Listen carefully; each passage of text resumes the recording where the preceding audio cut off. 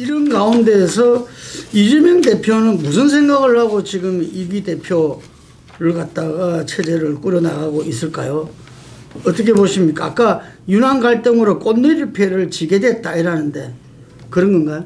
꼭 그렇지도 않은 것 같은데요. 제가 생각했을 때는 지금 사실 이재명 대표 입장에서는 정치적인 위기가 한 걸음 한 걸음 다가오고 있잖아요. 지금 그러니까 9월 말 10월 초 되면 일단 지금 그 선거법과 관련된 네. 공직선거법 1심 결과가 나올 거고 그리고 바로 이어서 지금 위정교사에 관한 것이 지금 나오거든요. 10월 말 정도. 10월 말 정도에 나올 건데 사실은 이 두 개가 사실은 정말 아킬레스건이라고 생각해요. 왜냐하면 이 두 개는 사실은 지금 1심 결과가 유죄가 나올 경우에는 이 항소심, 상고심까지 저는 1년 안에 끝장날 거라고 봐요. 그렇게 될 경우에는 사실은 정치 생명을 장담할 수가 없다는 거예요. 공수금은 본래 빨리 끝나기 원래 1심은 6개월 만에 끝나야 되는데 지금 우리 2년째를 끌고 있거든요. 그렇다고 한다면 이 지금 항소심 갈 경우에는 상당히 아마 재판 일정이 더 축소될 수 있습니다. 뭐 여기는 뭐 별로 따질 게 별로 없잖아요. 그러니까 관련된 사람도 별로 없고 특히 위정교사 같은 경우는 위정교사를 그러니까 이 지금 수행했던 사람이 내가 위정교사 했다고 지금 자백하고 있는 상황이기 때문에 쉽지 않다는 건데 문제는 이 선거법의 1심 형량이 얼마라는 거예요.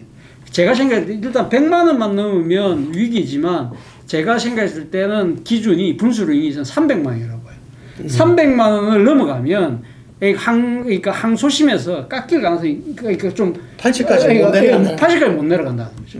그러니까 만약에 한 150, 200 정도 되면 그러니까 지금 그렇게 하면 한 80까지도 만약에 최종적으로 내려갈 수 있는데 300이 넘어가 버리면 아마 민주당이 느끼는 분위기가 완전히 달라질 거예요. 그럼 이거 지금 80만, 100만 원 못 내려가는데 문제는 이재명 대표의 정치 생명은 끝나는 게 아니라 선거법 같은 경우 만약에 100만 원이 넘는 걸로 결정이 나면 민주당이 400억이 넘는 그 선거보조금을 다 토해내야 되는 그런 상황이 되면 엄청난 혼란이 생긴다는 거예요. 거기다가 위정교사에서 검거 이상의 형을 받으면 그것도 그 배치를 떼야 되는 거잖아요. 그런 상황이 두 개가 만약에 겹쳐버리면 이거는 지금 일종의 두 개의 족쇄가 같이 묶이는 거잖아요.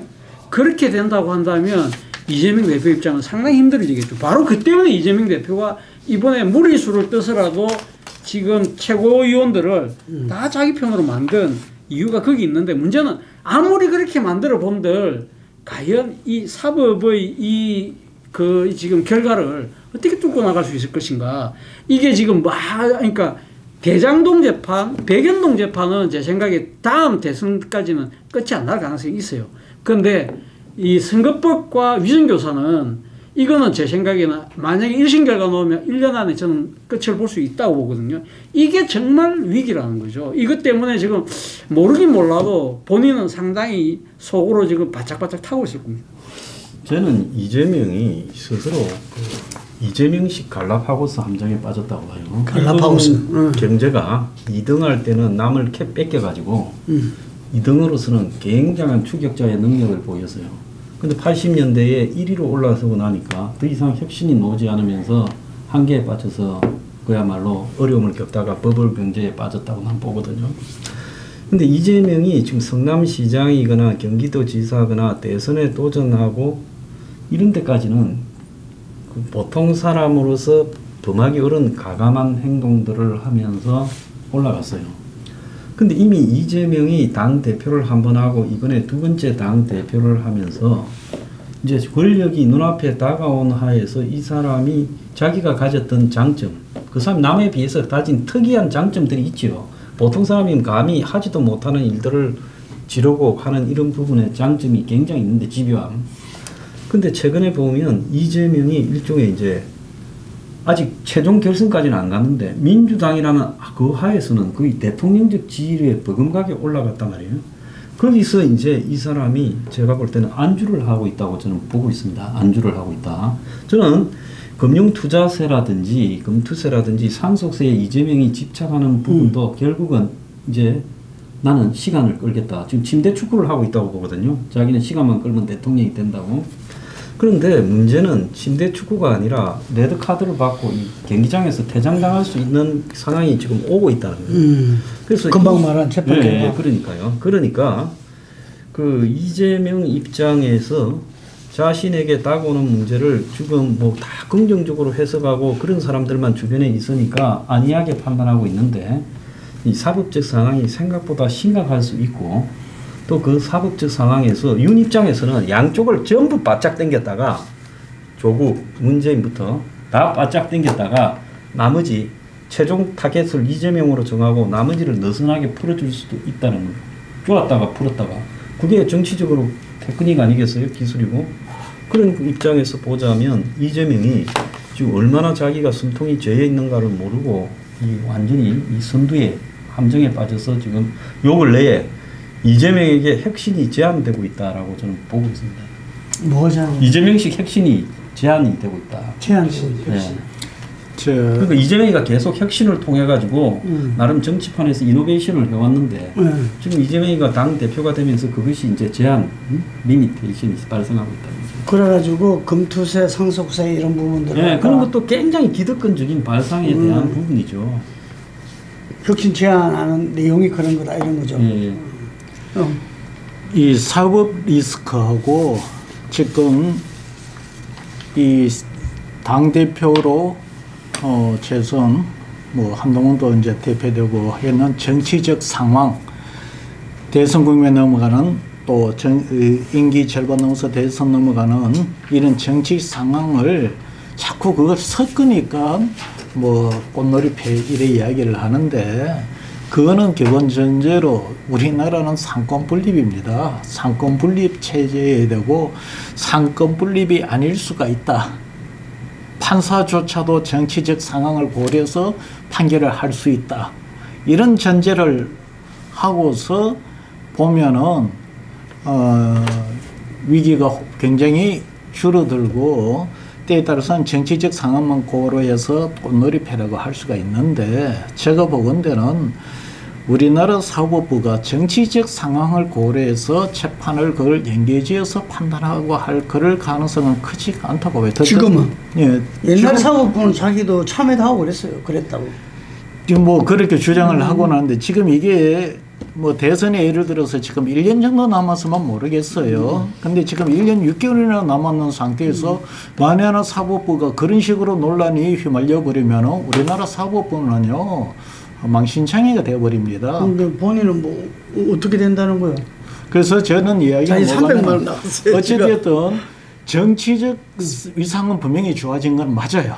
뭐 당대표도 됐고 지금 당의 주도권도 장악했고 다음 대권에 있어서 내부 경선은 사실상 프리패스도 됐고 지금 대권 지지율도 넉넉하게 앞서 있는 것은 맞지만 그것이 사법 리스크를 해소시키는 것하고는 전혀 별건이다. 그래서 사법 리스크가 해소가 안 되면 그거는 의미가 없는 것이 되어버린다는 거고요. 그런 차원에서 이재명 대표가 개인적으로 해결해야 될 사법 리스크는 정치와 완전히 분리시켜서 인식하고 평가하는 것이 맞다. 저는 그렇게 봐요. 이건 달리 이야기하면 그 사법 리스크를 완화시키거나 줄이거나 해결하는데 정치적 접근 낮은 상황을 지렛도록 활용한다는 것은 제가 볼 때는 현실적으로 어렵다. 저는 뭐 상권 분립을 이렇게 부정하는 건 아니고 또 이렇게 평가를 갖다가 절하는 것도 아니지만 우리 헌정사가 실제로 상권 분립이 그건 어느 나라나 다 마찬가지인 것 같아요. 그 마찬가지로 뭐 미국 같은 경우도 진보 보수의 대법관이 어떻게 구성되느냐 따라서 판결들이 바뀌어 왔고 지금 우리도 뭐 어느 대법원장이 진보 보수 성향이 그거 했냐에 따라서 이 대법원 판결뿐만 아니라 1, 2심에서도 영향을 미쳐왔고 그렇기 때문에 이재명 당대표의 사법 리스크에 그 미치는 영향도 저는 당연히 존재한다 이렇게 봅니다. 그래서 이재명 대표가 그 본인의 사법 리스크와 대권 도전 이 두 마리 토끼를 잡기 위해서라도 본인은 그 민심을 받아안는 대선 주자 지지율이 굉장히 중요하다. 이래 보고요. 그래서 한겨레에서 조사한 50%가 넘는 지지율, 그걸 바로 유지해야 된다 이래 봅니다. 이게 그게 더 나아가서 뭐 60% 된다든지 이랬을 때는 그 어느 재판관이라도 이렇게 그 이재명 대표의 대선 도전을 이렇게 가로막는 판결을 내리기에는 상당히 어려움이 있을 것이다 이래 보고, 단순하게 이게 권력에 대해서 자기가 이 뭐 굴하느냐 이런 차원이 아니라 이 정말 국민이 바라는 건 뭐냐, 그 사법부의 그 판단 자체도 법대로라는 이야기가 있지만, 법도 결국은 이 우리의 상식과 그게 뭐 이렇게 준하고 오히려 종속적일 수도 있다 이렇게 봅니다. 그렇기 때문에 상당히 이제 유동적이다. 많은 분들이 현재의 그 추이 속에서 80만 원 정도를 공직선거법에서 이야기를 해요.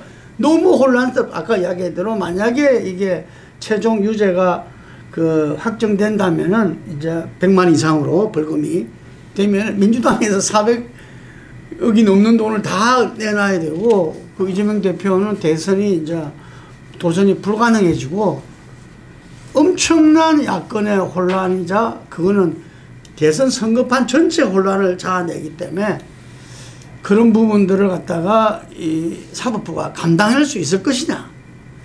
그런데 거기에서 이 변호인단이 논리를 갖다가 개발해가지고, 예를 들면 그게 이제 그 모른다고 한 거잖아요. 아는 사람을 왜 모른다 했냐. 이런 부분에 뭐 인지와 인식의 차이, 뭐 하여튼 여러 가지 지금 이제 이 우리로서는 뻔한 같은 이야기인 같은데도 다른 그 변론의 이 논리들이 제기되고 있어요. 그렇기 때문에 얼마든지 그럴 여지는 있다. 저는 그렇게 봅니다. 이게. 그리고 이 또 하나가 그 뭐죠, 위정교사. 위정교사는 지난번에 그 체포동의안이 그 구속영장 기각될 때도 그 위정교사증은 거의 소명이 됐고 이런 말을 했습니다. 그때 구속영장 기각했던 그 재판부가 그건 이미 위정교사로 이미 그거는 뭐 됐다 이런 이야기인 거죠. 하지만 그 부분에서도 아까 말한 대로 뭐 금고 이상이면은 이 대선 출마가 제한되잖아 이게. 그래서 그것도 모른다 이런 이야기도 있습니다. 하지만 제가 앞에 이야기한 대로 과연 이재명 당대표가 우리 어려운 대한민국의 현실을 타개하고 새로운 대한민국을 이끌 적임자냐 아니냐, 저는 그 부분들이 훨씬 중요하다. 본인이 10월 달에 받는 것은 1심입니다. 1심. 뭐 1년 안에 공직선거법은 그 지금도 늦었고 될 가능성이 높지만, 그것이 이후에 예를 들면은 점차적으로 그 부분들이 오히려 더 확실하게 인정이 되진다면은 뭐 저는 그거는 예단할 수 없다. 판결은 이래 봅니다. 그래서 이재명 대표가 아까 말한 대로 자기의 혁신을, 이노베이션을 계속 하면서 치고 올라왔는데, 지금 그 부분에서 아까 중산층을 두텁게 이런 부분들이 혁신의 한계를 보이고 있다 이렇게 이야기할 수도 있지만, 실제로 이 본인이 가져왔던 그 폭을 좀 넓히고 있다. 저는 이재명 대표는 이 이명박 대통령의 못지않은 실용주의다 이래 봅니다. 실용주의다. 본인이 진보주의자로서 어떤 사상과 가치를 이야기한 적도 없고 저는 실용주의라고 봅니다. 오히려 이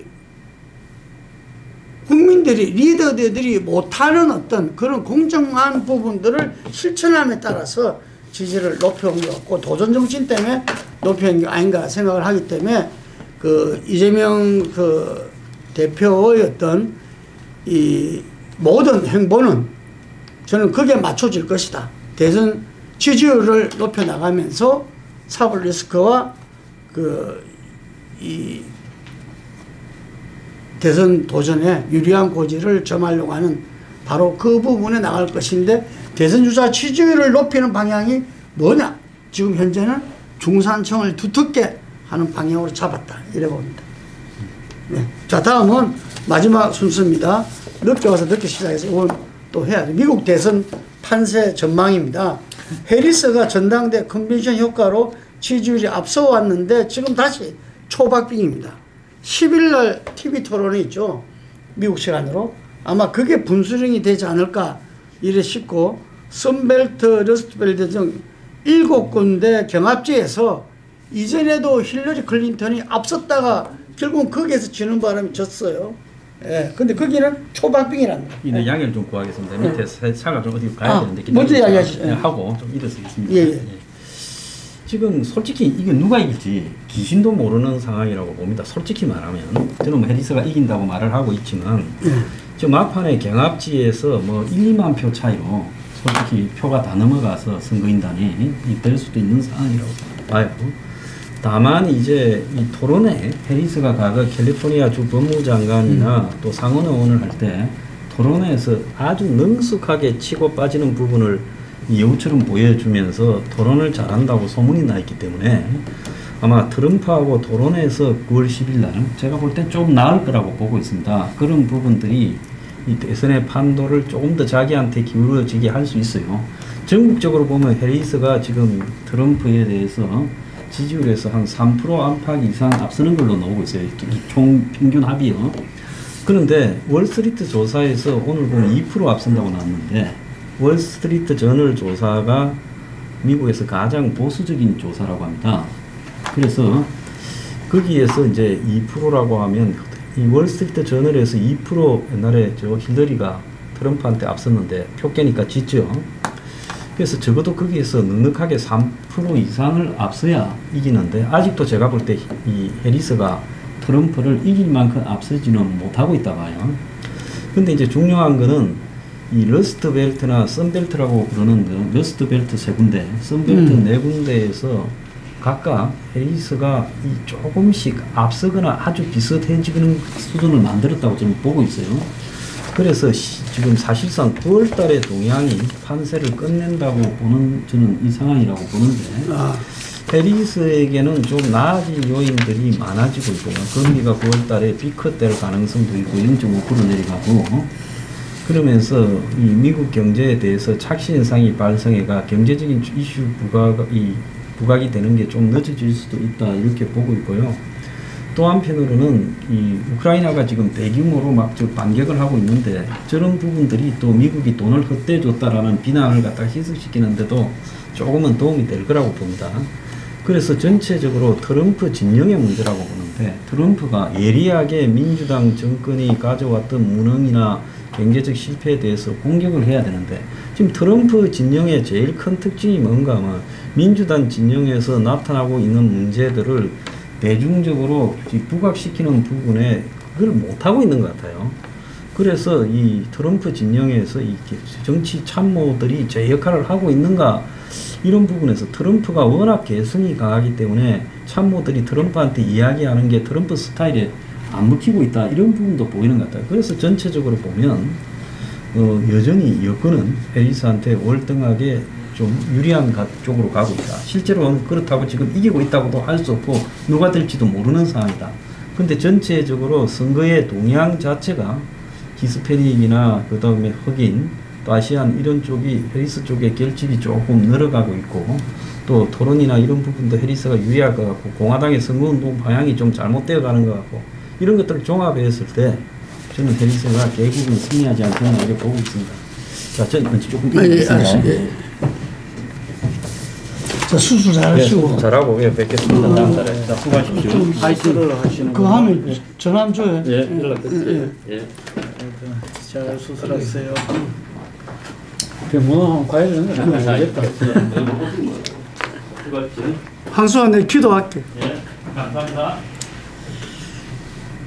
자, 우리 차 교수님. 예, 뭐 저도 뭐 항소당하고 생각이 거의 비슷한데요. 사실은 지금 그러니까 오늘 뭐 여론조사도 보면 상당히 그러니까 지금 근소한 차로 지금 해리스가 지금 앞서가는 건 분명한데 완전하게 이길 수 있다고 지금 단정은 아무도 이야기를 못 하고 있는데 해리스 입장에서 보면 지금 그러니까 기회와 위기가 동시에 지금 존재하고 있는 것이 아닐까 생각이 드는데 첫 번째는 일단 컨벤션 효과는 지금 분명히 있는 것 같습니다. 원래 사실은 그러니까 지금 바이든이 그러니까 물러서기 전까지만 하더라도 사실 거의 패배 분위기였잖아요. 근데 이제는 해볼만하다를 넘어서 일단 조금이라도 앞서간다는 거죠. 그렇기 때문에 분위기를 반전시켰다는 게 정말 큰 이 플러스 요인인 것이고요. 또 하나는 그 신의 개입이라는 이야기가 나왔잖아요. 그러니까 이거 트럼프가 사실은 지금 암살당하려고 하다가 기가를 설치면서 그래서 그러면서 맞고 난 뒤 일어나면서 이 팔을 흔들면서 외쳤던 그걸 보면서 야 대선 끝났다 신의 개입이라고 하지만 사실은 그 한 장면 때문에 어떻게 보면 바이든이 물러난 거예요. 이 신의 개입이 사실은 그러니까 그 트럼프에게 힘을 준 게 아니라 바이든을 물러나게 만든 결정적인 계기를 만들었다는 거죠. 그래서 사실 해리스가 대타로 놓으면서 민주당에게 기회가 왔다. 그런 측면에서 본다고 한다면 이 신의 개입의 그 계시가 상당히 그러니까 해리스 쪽으로 기울어지고 있다는 것도 하나의 지금 그건 것이고 또 하나는 해리스가 지금 사실은 해리스가 이번에 대통령이 되면 최초의 여성 대통령이고 더 나아가서는 흑인 여성 대통령이잖아요. 그러한 이 상징성보다 제가 생각해서 지금 해리스가 먹히고 있는 부분이 바로 DEY예요. 그러니까 다이버시티, 다양성, 이퀄리티, 평등, 인클루전, 포용이라는 이 가치가 상당히 내세우고 있는데 오히려 그러니까 여성과 흑인이라는 정치적 상징성보다는 해리스의 이 지금 내세우고 있는 DEI라는 가치가 지금 상당히 먹히고 들어가고 있다. 또 하나는 해리스의 지금 플러스 요인 중에 하나가 러닝메이트를 잘 구했다는 거예요. 제가 지난달 이 전국 자담회에서 뭐라고 말씀드렸냐면 오늘 아마 지금 러닝메이트 뽑을 건데 제가 봤을 때 펜실베니아의 샤피로 주의사가 될 거라고 이야기했어요. 그러니까 왜 이 샤피로가 상당히 펜실베니아가 아주 뜨거운 경합주고 그리고 젊고 그러니까 유대계거든요. 그런 측면에서 저는 그렇게 봤는데 제 생각은 완전히 달리 이건 미국의 모든 주류 언론들도 샤피로가 될 거라고 봤는데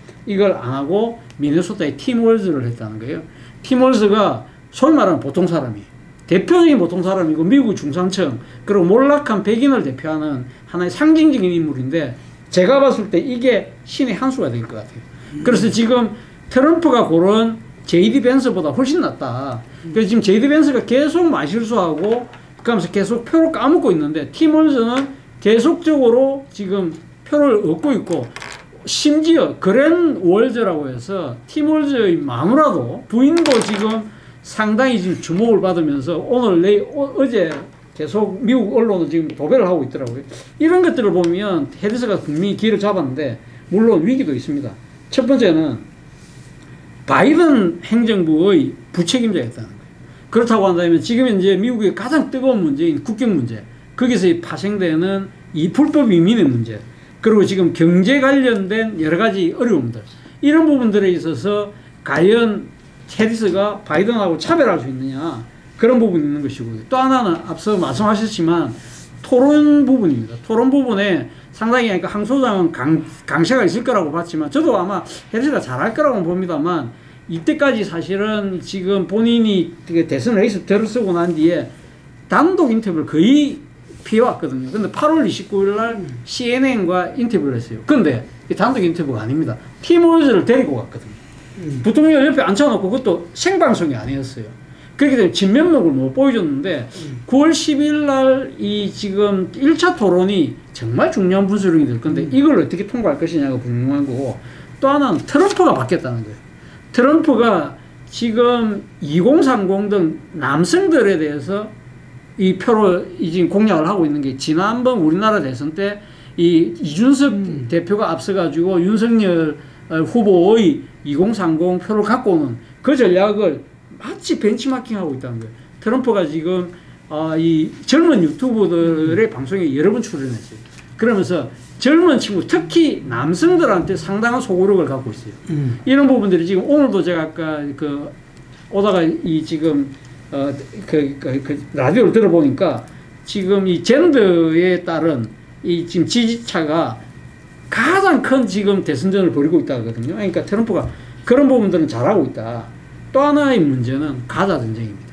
가자 전쟁이 지금 네타냐후가 전쟁을 휴전할 경우에는 정권을 내놔야 될 가능성이 높기 때문에 계속 무리수를 두고 있거든요. 그래서 어제 지금 이스라엘에서 가자 전쟁 발생 이후에 최대의 지금 이 반전 시위가 벌어지고 있지만 네타냐후가 물러날 가능성이 별로 없는 것 같아요. 그렇다고는 계속적으로 고하겠다고 해서 바이든 정부가 만약에 계속 전쟁을 하면 우리는 더 이상 이스라엘을 지지할 수 없다고 하는데 문제는 이러한 상황 자체가 상당히 민주당 입장에 곤혹스럽다는 거예요.